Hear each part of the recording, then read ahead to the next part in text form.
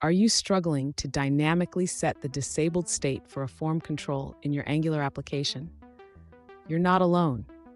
Today, we're diving into how to manage form controls effectively in Angular, specifically focusing on the Kendo Angular grid. I completely understand how frustrating it can be when you want to control the state of your form fields based on certain conditions. This is a common scenario for many developers, and it can be tricky to get right.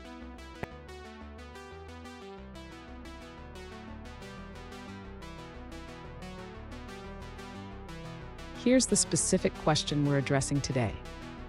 One user asked how to set the disabled state for the blind name field based on the value of isFromBSP in their Angular form. If you faced a similar challenge, stick around as we explore the solution together. To understand this better, let's break down the issue. In Angular, form controls can be enabled or disabled dynamically based on other form values. This is essential for creating responsive and user-friendly forms. And don't go anywhere. By the end of this video, you'll not only know how to set the disabled state dynamically, but also gain insights into best practices for managing Angular forms. To dynamically set the disabled state for the blind name field based on the value of isFromBSP, the user should first create a method that updates the form control's disabled state whenever isFromBSP changes.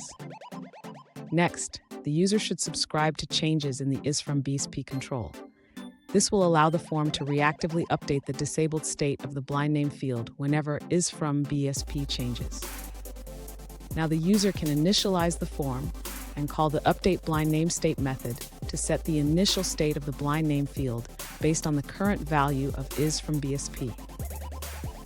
Finally, the user should test the form to ensure that the blind name field is enabled or disabled correctly based on the value of isFromBSP. This can be done by changing the value of isFromBSP in the UI. Fun fact, did you know that Angular was developed by Google?